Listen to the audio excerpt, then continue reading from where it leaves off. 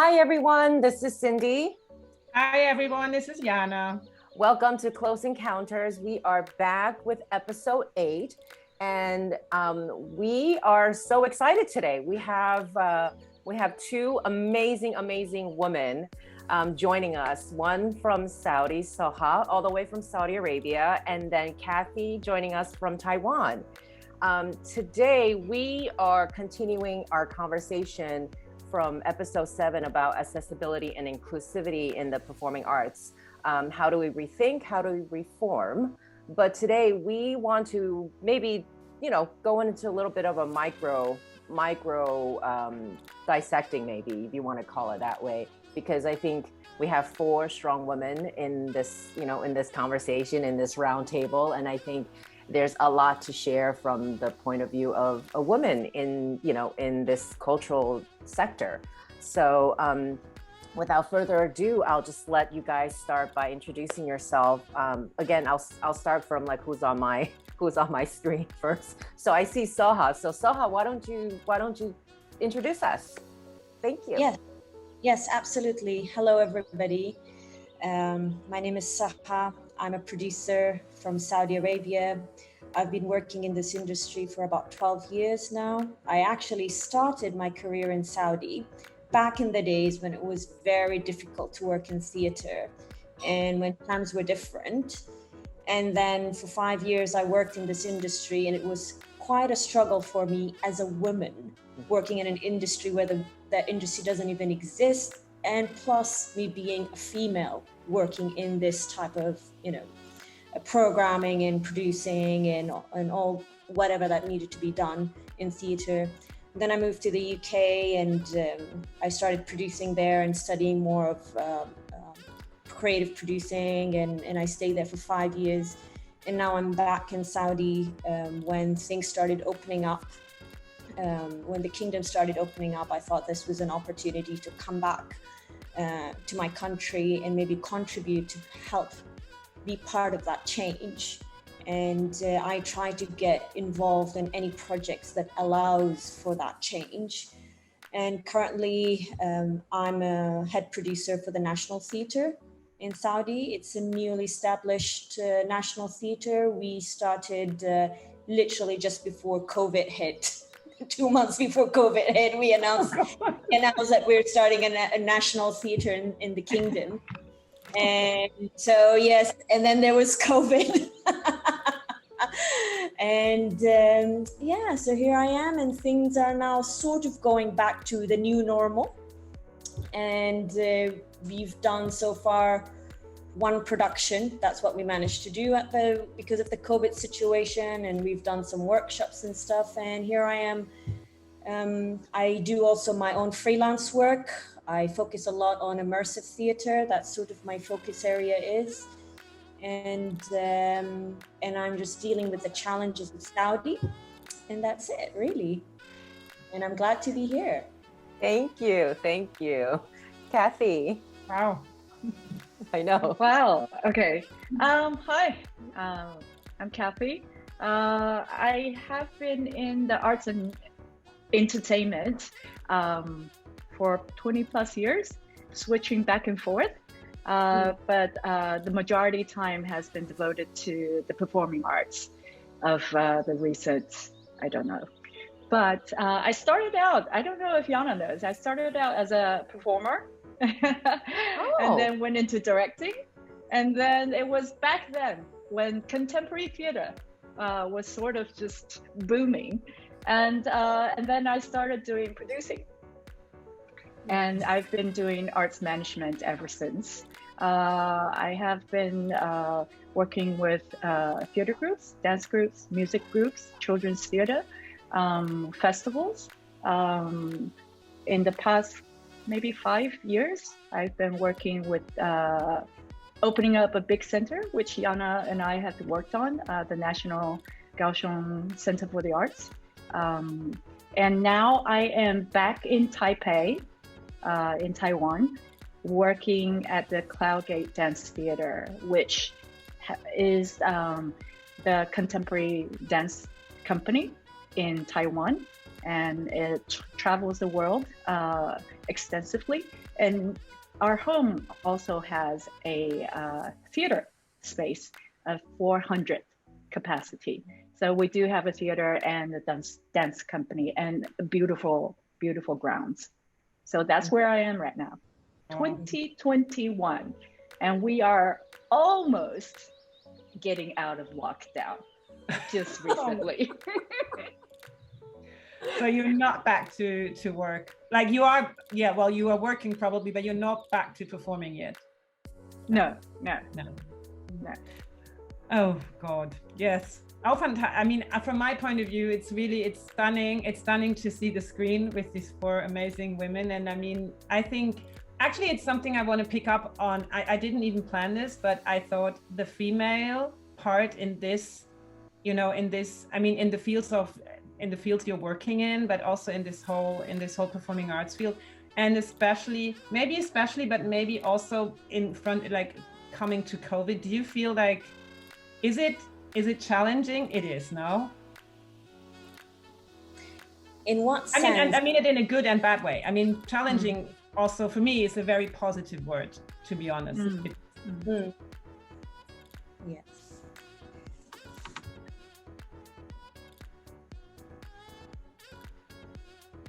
Soha, you want to go? She's finding her words. Yeah, I think so. Look for the word. I feel like the story is coming out. Yes, Right?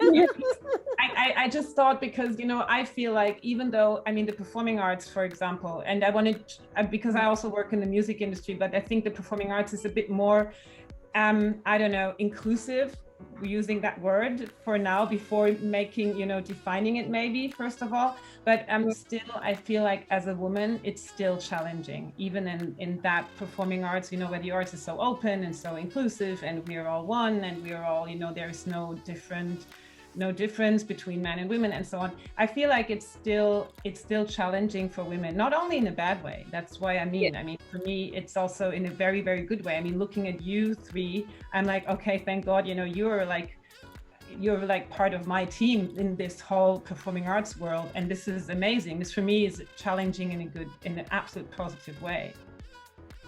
If I am to go first, Kathy, if that's all right, I think for me, if I look at it, being in Saudi, so theater has been going on for, I would say, since the 60s. We have always had these community theaters, so amateur theater, and it's been a very male-dominated theater world where women were not allowed to be on stage at the time alongside men.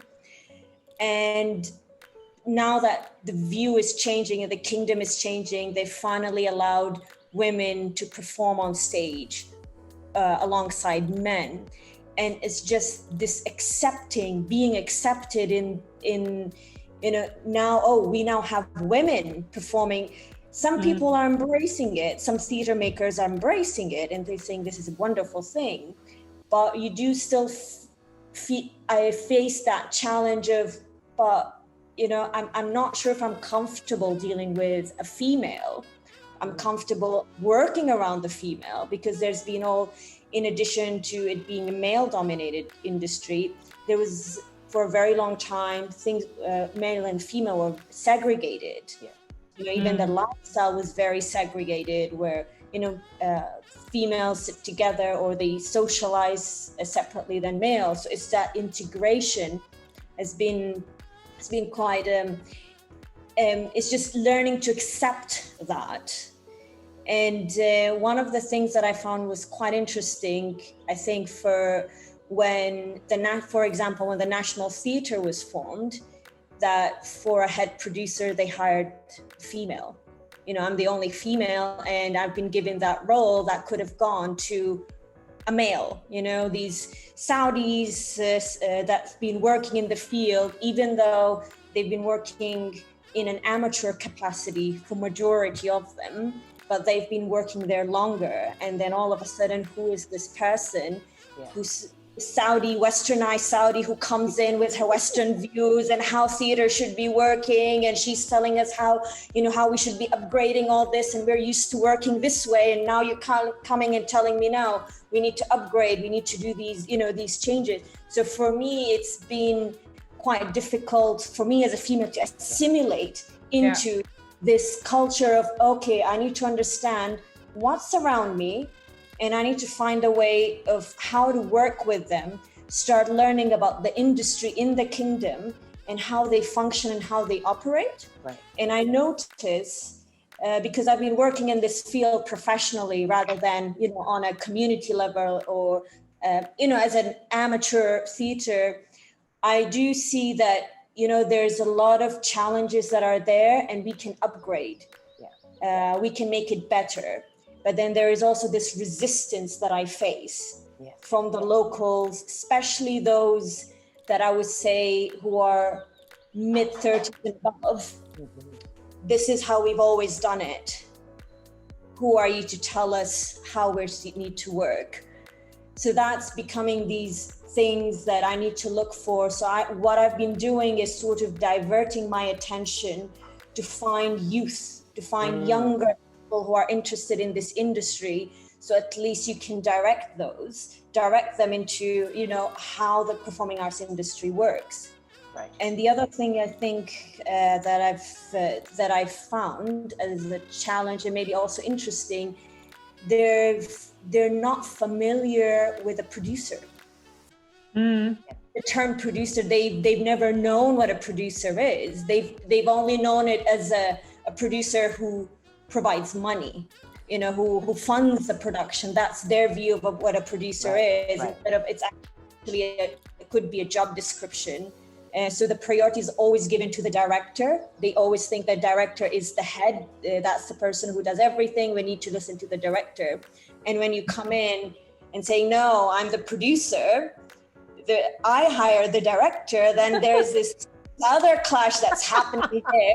And especially when I'm a female and the directors are male directors that are just not used to sort of working in that, so these are interesting challenges that me as a female going through, but it's great. Yeah. It's a great learning sort of curve for me. And I hope that, things will, sort of mellow down within 1 or 2 years. There will be more acceptance for these type of roles and more acceptance for females entering this field in Saudi. Right. That's another thing. Right. I love that positivity, and I do feel that same, I'm not a Saudi, but I've been living there now for 6.5 years. And I felt the same thing with Soha, it's like, even for me, trying to get in touch with the different institutions was just like a barricade after another barricade. And when I actually show up and they look at me and say, well, first of all, I'm a female, I'm a expat. And then when I tell them I'm an American, they get even more confused because in their mind, I don't look American. And so I think like you, for me, it's also this dancing, this little tiptoeing around and trying to figure out what exactly are they thinking. And it's interesting that it is still, regardless of where you are, even as supposedly inclusive as it is, we're a culture this is a business that's still very much dominated by men, and even like being in North America as a manager, as an agent, it's like, especially in the agency world, you are surrounded by all the guys, trying to do all the wheeling and the dealing. And do you feel, that is a challenge still. But for me, I think that's this challenge of being a female in Saudi and being in the Middle East. To me, I think I see the positivity, because for them, it's just, they're trying to learn. They're still learning. And so I think there's more hope. Whereas like in the West, it's so ingrained already that it's going to take such a long time to even flip it or to even to change, to change their mindset. I think I think the West is like, it's not, of course, it's a complete different story than from you, but I think it's not as someone would look at it from the outside. I will come to this in 1 second. But I would like to hear Kathy first, because I think Taiwan, this for me would be totally interesting. How is it in your world? I have to say, when you said in the very beginning on screen there are 4 strong women, I hear that a lot, and I really appreciate that. But sometimes I come to think I think it's maybe I'm not trying to be strong. I am just being who I am. But I think in this society, it's sort of anomaly maybe. So people see you as strong personality. But I do feel that I have been very lucky being in Taiwan and just progressing along anywhere where my career takes me, to allow me to just be who I am and do what I want to do. And this question of being a woman in the arts or in Taiwan society, which normally you would think is very patriarchal, but I think in the arts it's more of a women-driven industry, and we see less oppression in the arts in Taiwan, or so we think. So I have been constantly in dialogue with myself. Are we overlooking anything? In the past 10 years, discussing with our colleagues around the world, then I gradually realized that there are inequalities in our so-called women-driven or women-dominated industry. There are just these very subtle things that just throws the balance off. But I think the main thing is that it's basically just being unaware. And I think it's embedded in the culture, that we just sort of shrug things off, so it doesn't really land on us. So it's not like in your face. But this one incident about a month ago happened with the National Theater in Taipei. They put on Taiwan Week. It's supposed to be a physical event where international curators are invited in Taipei for 2 weeks to see different shows. But since the COVID situation is still pretty much a thing everywhere, and especially everything is shut down in Taipei, so it's been brought online. But when they announced the lineup, it shook everybody, because even for me, when I saw it, I was saying to myself how elementary this mistake is. Okay, it's this promotional material with 6 men. No. And one female host. So the 2 international curators that are invited to do this online panel are men. They're great. I mean, they as people, they're great, and they're good at what they do. But how insensitive, I think, for the organizer to not realize this. And the 4 dance artists and the 4 theater artists are all men. So on the dance panel, it's 6 men. On the theater panel, it's 6 men. Oh, God. That is crazy. I mean, that is very much like 1912 or something. It's crazy. It caused such an uproar.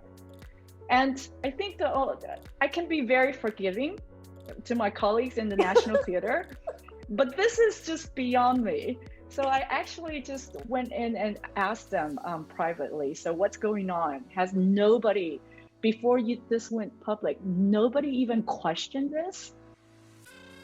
And the truth is, they didn't. Not really. Not really. No. Just like, again, like I mean, you said, the interesting part is, I mean, that the female part, like the female part of the team, did not question. I mean, you know, I'm not saying that no man would see that. I mean, I do know, thank God, a few men who would say, "Oh, isn't that a bit too many men? Like, isn't that a bit off balance?" Yeah.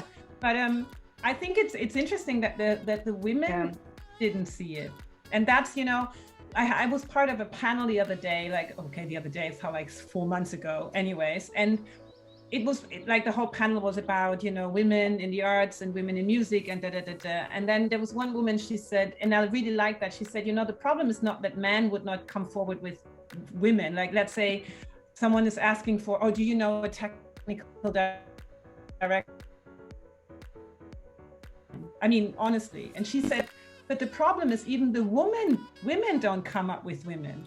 Even they are not thinking about the technical director sitting next to them saying, oh, hello, I am a technical director. So she said, it's actually, it's in both heads. It's going wrong. And it's true. And I mean, and this was a panel in Germany. So where we think that's why I was saying before, the Western world is so open-minded and so inclusive. Well, I mean, this could have happened in Germany as well, to be honest. But the funny thing is, the organizer, the main organizer, the person who pulled this together is a woman. Huh? Okay. Oh. Okay. She's a very dear friend of mine, but I haven't really had a chance to talk to her about this. That's interesting. That is so interesting.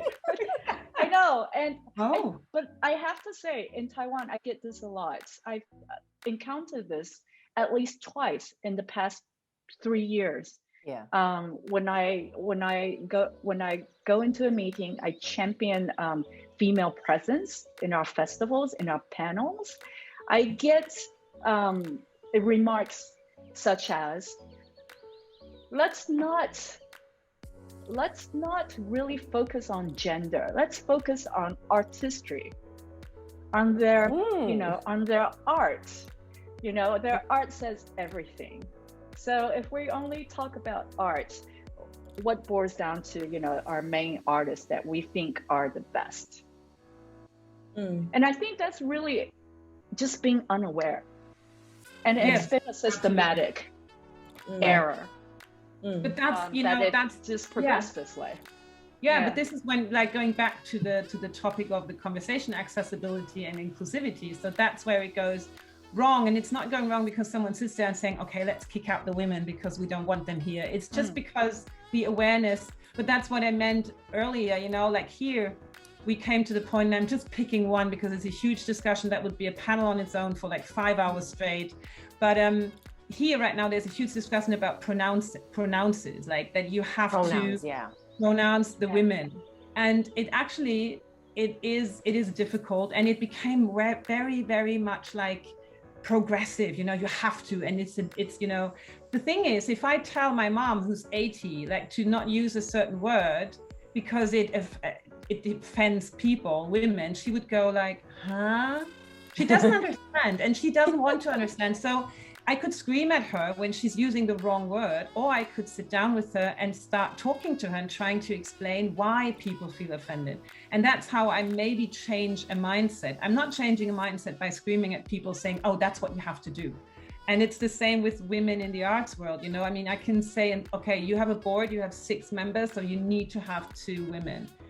Instead of saying, okay, can you maybe sit down and reconsider your choice? And maybe there is a creative producer or a woman who is absolutely perfect for that position, not because she's a woman, but because she's great and she's a woman, And I think that's very weird, and it's the same here in Germany. I mean, we're not there yet. It's not. I think combating, this unawareness is us as women. We have to do, or not only women, us in the arts general, everybody has to make an effort. Yes, absolutely. To think about this, to think of female artists, producers, technical directors. Yes. Right. Exactly. Yeah. But in a smart way, by not screaming at people and shouting and saying, oh, you're such a bad person because you're not thinking about the females, but by not even explaining. I don't even want to explain why someone is good at what they do, whether it's female or male or diverse or whatever, but just to create awareness. This is how you create. I mean, it's the same when you create awareness between countries or nations. You don't create an awareness for another country or another, mentality by screaming at people saying, oh, now you have to use chopsticks instead of a fork and a knife. I mean, it's not going to work. It's, you know, guiding them there and saying, oh, look, because it's a different culture and this is interesting about that culture and that's why it's old and it's this and that, you know? Right. And I think that's where, I mean, like performing arts. Yeah. Sorry? I think we have to put women constantly on the podium for it to be obvious choices in the future. I think it's just this not giving so much effort into coming up with different options and different choices, that we take the obvious ones that we see all the time, and then it rolls into this another systematic error that stays with everybody. Right. So I think it's just efforts. Right, totally. And even going back to Soha, I can't even imagine, like, you know, having that space, even just, well, like trying to find, you know, I'm sure it's not even the woman now, like stepping up. It's like you probably have to go purposefully really make a huge effort to seek out these women who would never have even thought this is a possibility as a career. Like, absolutely. It's something that even when we do these massive events and I look at the guest list, it's like, how many women are, like, I consciously look at the guest list and I say, I want more women. Right. And because, you know, the CEO or whoever who's like making decisions, they automatically, this guy, this is, he makes theater. It's like, yeah, but let's just add more women to the list. Yes. But there aren't any women. No, there are. We just need to find them. Even if they're amateur, even if they're doing, you know, they're attempting something for the first time, I want to include them part of the list. I want to encourage them to get into this field and be aware that this is something actually they can pursue. Yeah. You know, it's not just reserved for men. And it becomes really challenging. It becomes, you know, and it's not just because that's what's been there. I think what Cindy mentioned earlier is, you know, even women getting into this field in Saudi, they need permission from their family. And that's also another cultural barrier that comes into play. And it's so surprising for me that until this day, they want permission from their families, or families do not approve of this and they're doing it in secrecy, or they would, especially if they're taking on the role of a performer. Yeah. But they're actresses and taking on those type of roles that they're going to be, you know, standing on stage. They don't invite their own family to their own performances. I was like, how come? This is like, you should be proud of this. Like, no, I'm not inviting my family. I don't want them to see me on stage. You know, it's enough what I get from them. But it's funny enough, it's okay to be on telly. Like, really? These women are fine being on telly, on films, and a lot of these women are going towards telly and film, and I'm not sure why it is. Is it because it's fame, a quick way to get famous and be well known, or is it because it's easier to act on telly? I don't know. I'm still trying to figure out what it is that it seems that families are okay for their daughters or sisters or mothers or wives to be on telly, but being live in front of the audience, it seems to be a bit of a taboo. And that's something, it's just weird things like this that I try to wrap my head around. It makes no sense to me. Right. But it's what it is. It is what it is, and you kind of go with the flow. And I'm sort of trying to get them to, but theater is more, you know, yes, telework is amazing. That's fantastic. But why can't you have both? Yeah. And actually, actors start in theater before they move to telly. You know, you need to be able to perform in both. So it's just getting them into this mindset of, you know, they can be part of this and that as well. No, actually what you said, I mean, I totally agree with what you said. And I think I mean, this is totally interesting because obviously that's something which is absolutely different here in Germany. But I feel like, do you think, or both of you actually, I mean, because doesn't the performing arts world or scene or whatever have a responsibility in actually, you know, in that term, like whatever way in,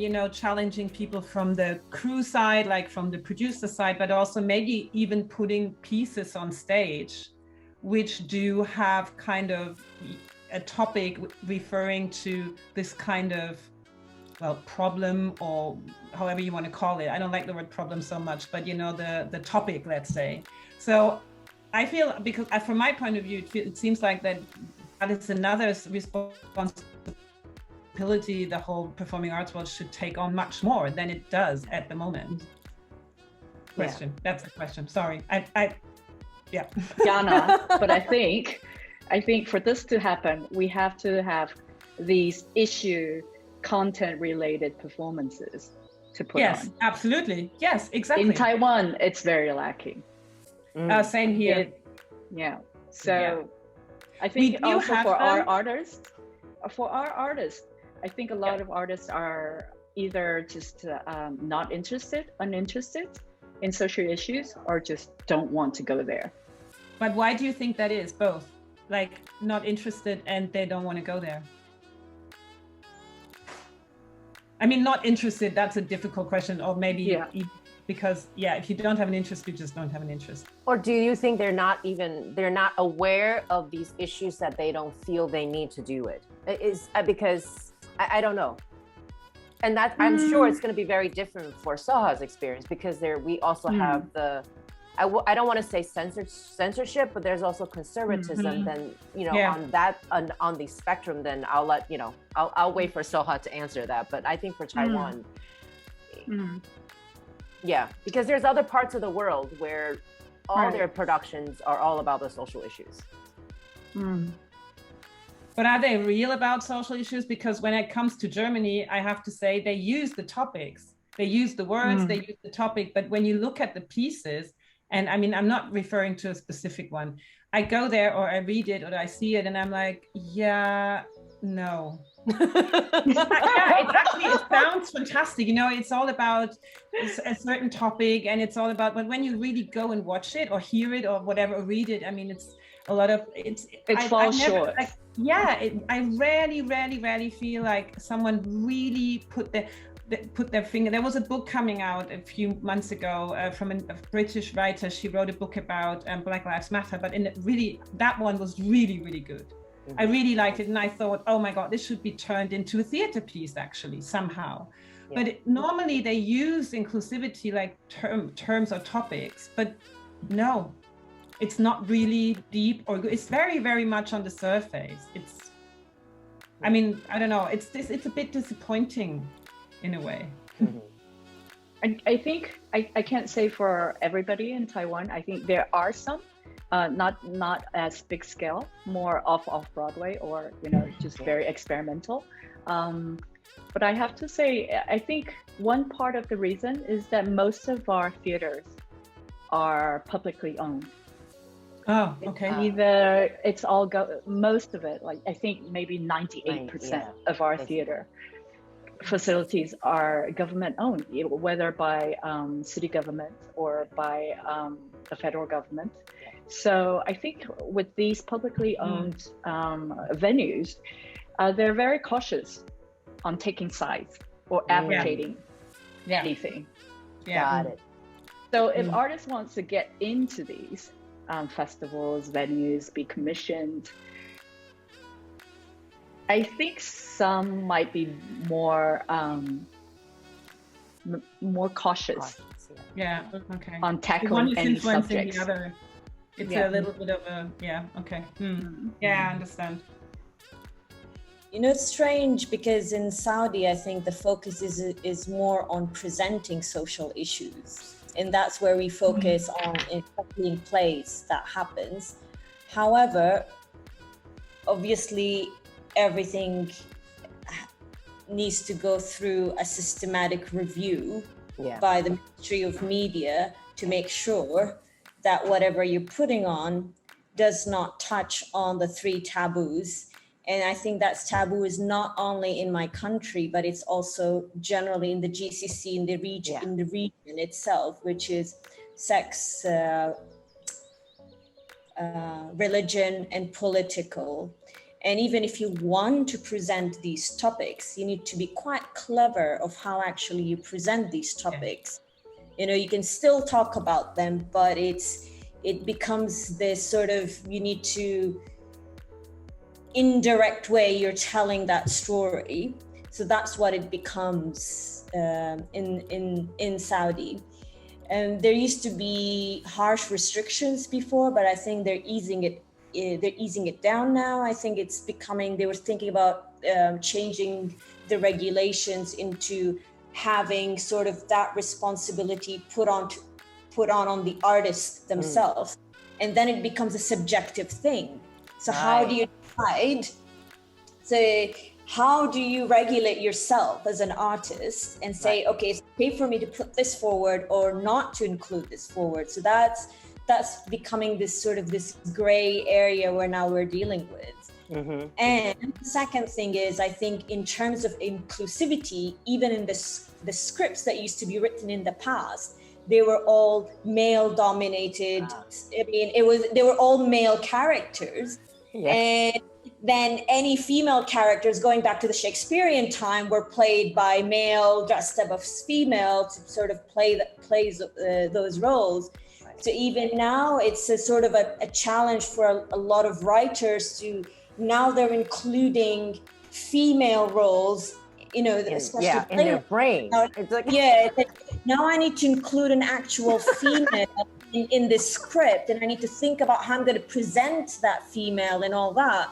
And then it leads to another challenge of, okay, how do I cast a female? Because there's these cultural, you know, sort of reservations around having, you know, parents or families or whoever not allowing their, you know, even though they're great actresses, I mean, if they do, if they act in a play that's all female for a female audience, they're amazing. But they want to jump into, you know, I now want the public, whether it's male or female, men or women, to see me.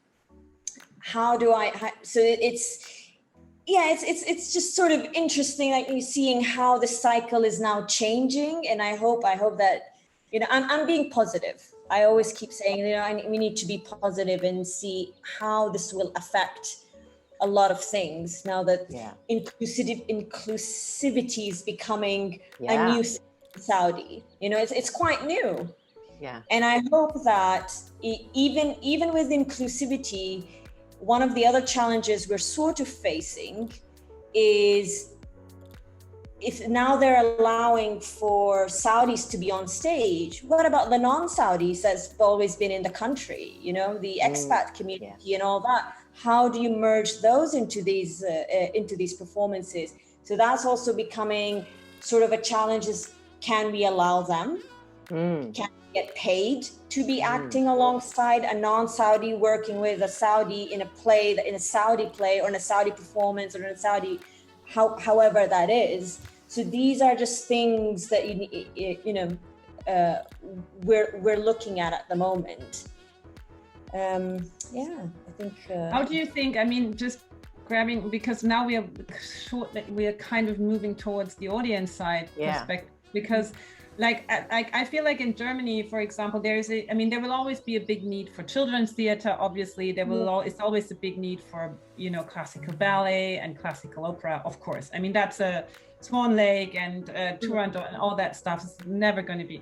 But from my point of view, what I realized that it's a younger audience asking for more stuff happening, like pieces actually being more challenging, not in ways of, you know, you'd go out and you'd be like, ugh, because someone was screaming constantly for 1 hour, throwing blood, and I don't know, there's Rammstein playing in the back, but because the topic of what is happening is challenging their brains and is challenging everyone to rethink certain stuff. And for a longer period of time, I feel like it was more the approach from the theater makers or from the producers or from the artists to actually get the audience there. And now the audience is like, oh, we like that and we want more of this, and we want you, I mean, you know, we want you to put pieces on stage. So it's actually also from the audience side who is grabbing on these topics and saying, yes, this is why we go to the theater. We go there with our children, we go there to see Swan Lake and the opera,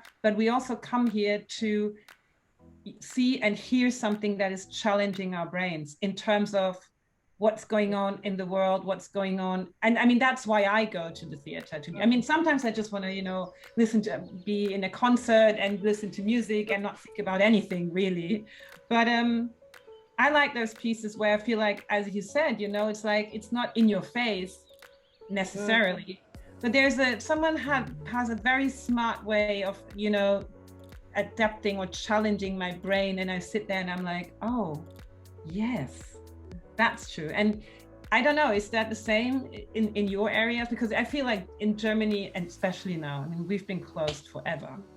Feels like now we're back to like, I don't know, 100 in the audience where we have 500 or 800. But still, I mean, it's a step. Yeah. But I think, you know, that also leads to another bigger question is that we are privileged, right? I think the West is very, very privileged to have access, whether it's something so experimental that it only, you know, you'll only attract maybe like 2,000 audiences, to something that's a little bit more, how should we say, commercial or more popular.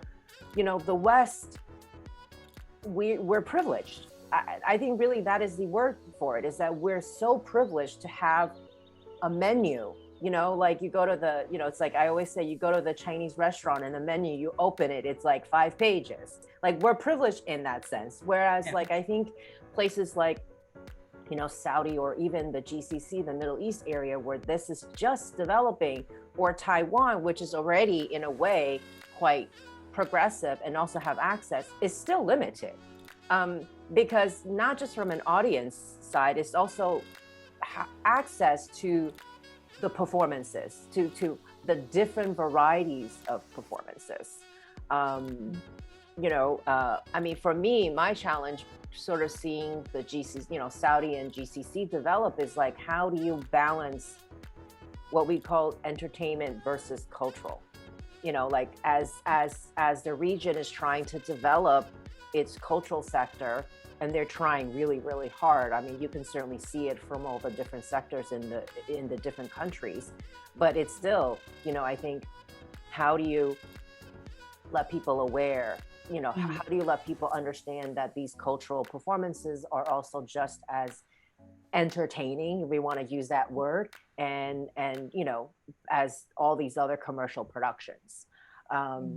So I think that really is, it's access to. It's access to these shows. And I'm curious, you know, from Soha's and even Kathy, you know, being in Taiwan, and I really do think Taiwan as one of those countries who is quite progressive and have been able to bring in different types, but then also balancing that with the local, you know, productions, right?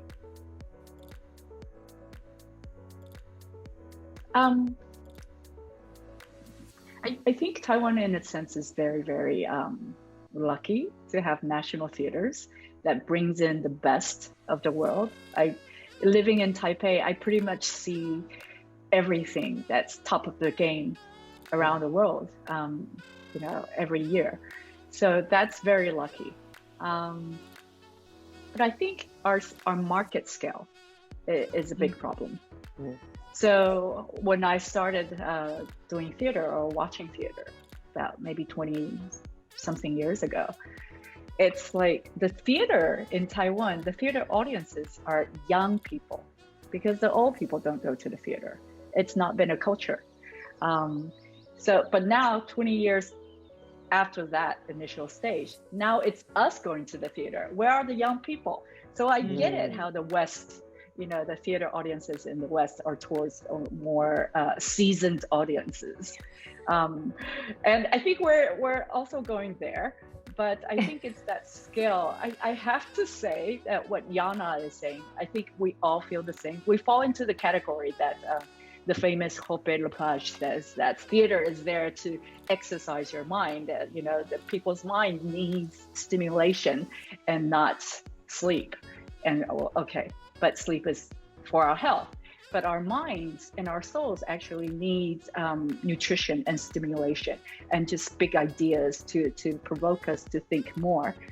But I think in contemporary theater, it's a Western style theater.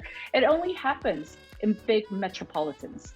Oh yeah, absolutely. Yeah. And for our audiences, it has not really grown. I mean, in scale, it's not grown substantially.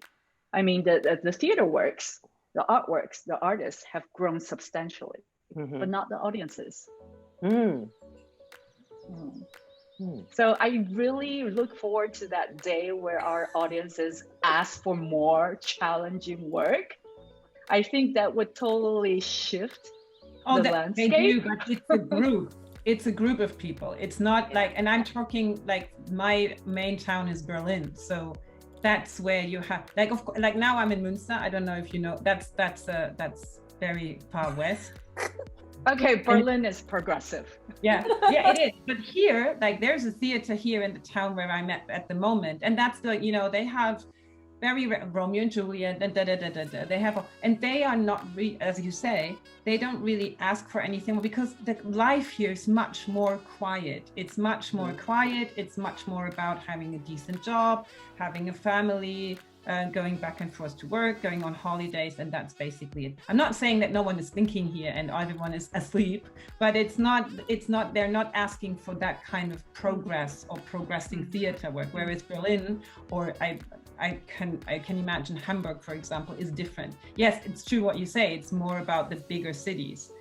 Yeah. But I think Can I ask all of you your thoughts on digital theater? Because sorry to go there, but it's been this idea that I have been in constant debate with our arts people, because when we're talking about accessibility, I do think we're only talking about the physical theater, the physical infrastructure, and that only happens to people in the city.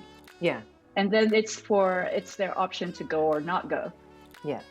For people in the city, but we're not really including those outside the city who has no access to outside physical infrastructures. Yeah, exactly. Yeah, or outside the country. Exactly. If you want to see the Bolshoi Ballet and you live in Taiwan and you cannot travel, or you don't want to travel, whatever, there is no way to. I'm just quickly going to answer on this because I think the digital theater, like what happened during COVID, and this is, again, my kind of the chance in this crisis is that this is an add-on we should definitely keep, because it widens the audience. It gives accessibility to people who cannot access certain performances, or it may be money, it may be traveling, it may be whatsoever. So I know a lot of artistic directors, they hate digital theater.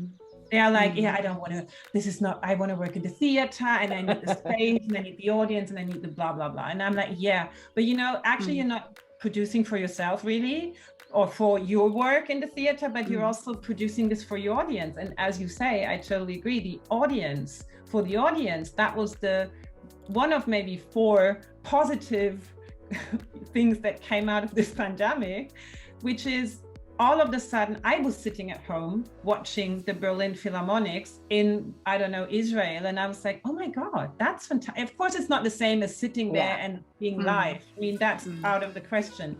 But it doesn't have to be either or anymore, Exactly. And that is the biggest, for me, this is a huge achievement. Yes, I would rather go to a theater sitting next to people, watch a performance. But if I cannot go, I can watch it. And that's huge.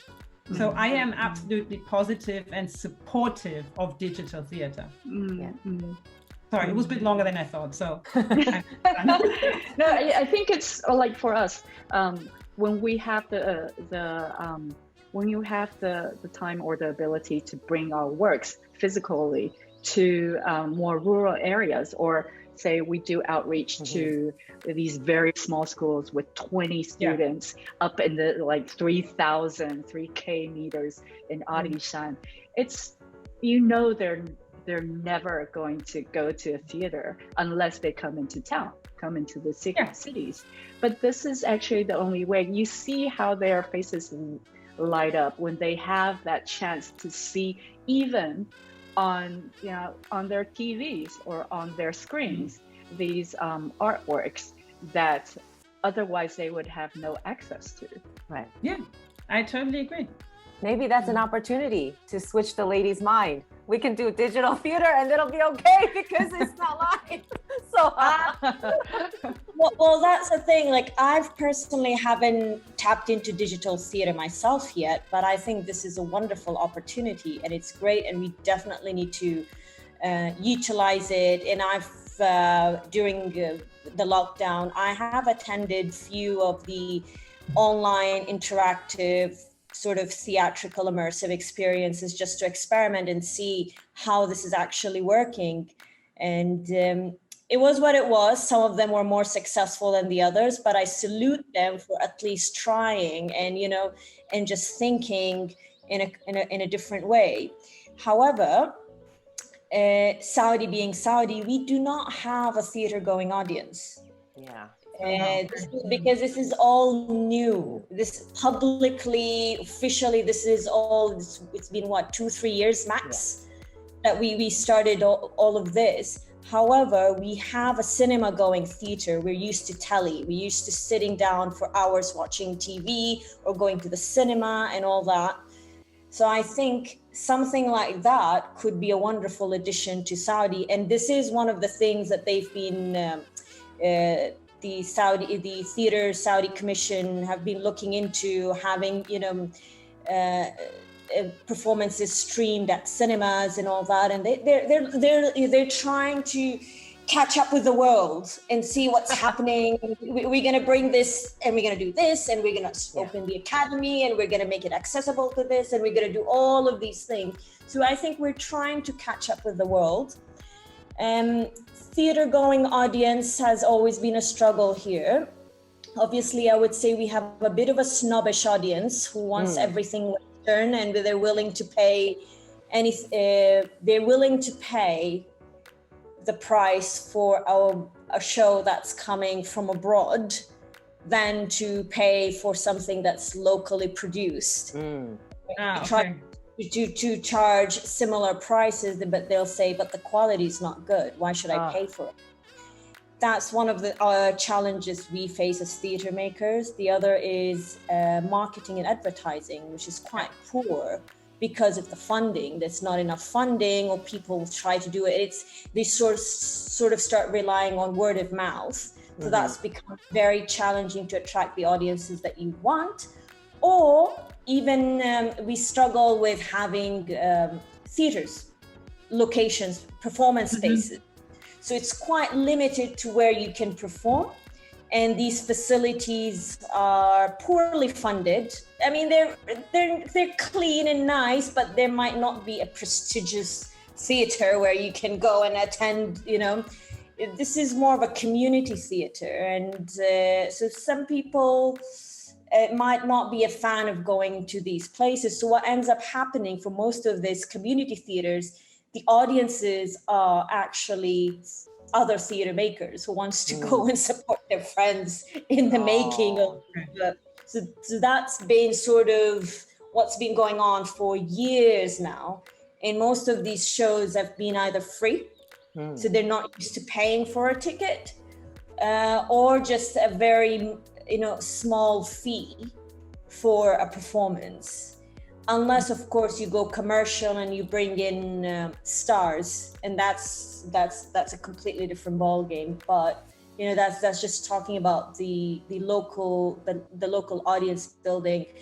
And again, the government, I think, has been looking at doing surveys and talks and trying to sort of encourage now audiences to go to theaters. And I think one of the ways to start encouraging them is start bringing in international shows, so they see, they get this exposure, and then there's this other element of the theater etiquette, the protocols, the etiquette. You need to be quiet.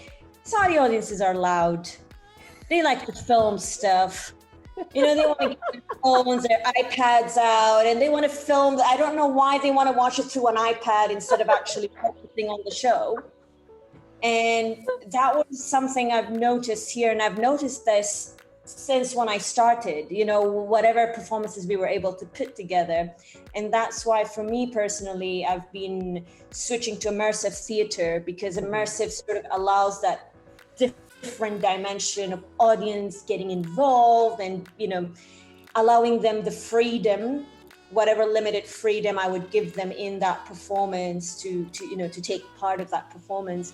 So that's sort of what I'm advocating for quite a lot in Saudi as my personal work, regardless of what the government is doing. They're going towards the traditional theater, the plays and all that. I'm sort of being a bit more, you know, going towards immersive theater, which is not very known here, and they can't grasp the idea of it being part of theater, or it could be theater, but I'm trying.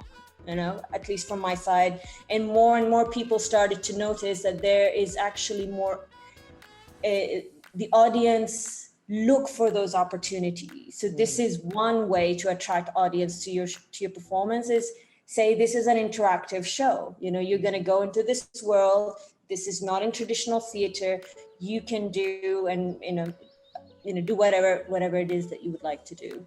So I think that's a very, I mean, the whole immersive part, by the way, that's a very interesting topic as well. And I mean, combining that with digital, you know, just saying. But that's rethinking, you know, like she's rethinking it in a way to allow people that space to let me take my phone, let me take my iPad. You know? Exactly. But that's interesting. And we, you know, we were actually talking during our last conversation about this topic. You know, Farouk was talking about his experiences of taking Akram Khan into China, and then the audiences were just like speaking super loudly, you know, and then it's this etiquette, right? And on the flip side, we say, you know, are we being exclusive, or are we excluding people, audiences out of our world because we have these rules and regulations? You know, who's to say, why can't they talk? Why can't they clap in between movements? You know, why can't, you know, like, so it's interesting, right? And we're, but, you know, all I think adopting the theater world, also concerts, they have their own little traditions. Like in a concert, you know, in between Beethoven, I know, you know, when I was a child, I loved that everyone was like this. And then, you know, when they have the break between set 1 and set 2, everyone's like, and, you know, like, and I was like, oh my God, that's a thing. You know, that's really a thing. It's a thing, It's part of the performance, actually. So that's maybe that was the first step of being immersive in a way, you know, where the audience becomes part of that whole performance in a way. And I just wanted to add to the digital thing. One challenge here, I feel, is like a lot of theater makers, they underestimate one thing, which is, if you produce something for a camera, you need, most of the time, you need a second artistic director, because doing something for the stage and for a live audience is different than doing it for cameras. And of course, you have on top a finance situation, because you have to pay for the whole equipment. And if you have one camera, that's the most boring, you know, you need someone. So I saw that, I had that in panels also, where people were really absolutely into digital. And then all of a sudden they realized, oh, that's an extra work level. That's like, it adds a lot of work to the actual performance. Yeah, and it's, but I mean, that's just, again, it's just another challenge. That's not a problem that cannot be solved. This is just something where I'm like, yeah, but maybe you should start adding that onto your Excel, like as a constant, and then you might leave it out, but it should become part of your production, like every production, like to at least take it into consideration. And then you can say, yeah, well, let's do that one not for digital, but it should become more, you know. And also, I mean, another thing is, I agree with like high level performances. You know, one thing I don't want to see ever again in my life is dancers dancing in living rooms, or in you know, it's sad, or musicians, you know, sitting in front of, I don't know. I mean, Swan Lake in a kitchen. Oh, come on. I mean, how about in the club? In a bathing tub. Okay, that one was quite good. I mean, you know, that's what I mean. You know, it's digital. It's not digital. Like putting your handy camera, and there was like, I saw so many things on YouTube or wherever, and I was a bit like, that makes me sad. That just makes me sad, because it shows that yes, I get it. You're a dancer and you're stuck at home, and I really feel for you. And I really understand that this is the most challenging period in your short, very, very, very short career, probably. But I still don't want to see you dancing swan lake in your bathtub. You know, this for me is not, that's not a, and thank God this also. It's a new choreography in itself. Yes, exactly. Yes. Exactly. But yeah, I was not convinced, to be honest. And then again, I saw other things which also were just made with very like simple equipment, like a phone, and it was so well done. And I thought, oh my God, this is fantastic. Yeah. Like someone, I saw someone, I don't know who it was or whatever, with, you know, like kind of like an immersive dance thing it was a female dancer from, I don't know where, in his house, but he did like a dogma filming, moving around, having 2 cameras. It was fantastic. That I liked. I was like, oh, that's interesting. Yeah, yeah. So I think there are both sides to it, but I agree. I think that is a absolutely new field and challenge on its own, including immersive and digital. Oh, I like that one. Right. That's good. Yeah. I mean, to me, it just completely makes sense that it adds value. For me, it's like like what Soha says, like you can be performing on stage and also on television and the movies. There's no conflict of interest. It's just a different way of presenting your art, and how you present yourself on television and the movies is going to be a completely different technique of how you present yourself and create your work for live stage. And I think it's the same thing for the digital world, because that really is just creating differently. And I think that's something that artists and makers, you know, creative makers, whether it's theater, music, dance, or whatever you're doing creatively, I do think they need to embrace that. They need to embrace it as a different way to present themselves. And to me, it's a huge advantage. We're talking about access, right? And inclusivity, it really is. It gives them that opportunity to be tapped into a world that they could probably never go into for whatever reasons, whether it's politics or borders or whatever it is. You know, this is really a way for them to be exposed in that sense. So for me, that is just, it's very much, you know, added value. Yeah. And I think it will create a lot more options now too, of the different types of performances that we get to choose. It may become a little paralyzing later on when we have to actually choose, but at least now what do we do? Do we stay at home, or do we go into the physical space? And you know, of course, all of those becomes again another like cycle, that it's a chain of events that will eventually happen. But you know, I think for me that's exciting. Totally agree. Yeah, for me that's totally exciting. But you know, I think that was such a great way to round up our conversation today, because I you know, it's offering so many different perspectives. It's offering different ideas and possibilities, which is again what we say to in every episode to our guests and to our audiences. You know, we are not meant to be prescriptive. We're not trying to solve your problems, because you know we can't. We cannot. We don't want to. And we don't want to, but it is a space for us to share, like what you're doing, you know, what you're doing in Saudi, what you're doing in Taiwan, and what we're all doing in our different space, and to learn from each other, and for us a chance to say, oh, well, maybe what Soha is doing is I can apply and take back into where I am, or what Kathy's doing, or what Jana's doing, or what I'm doing.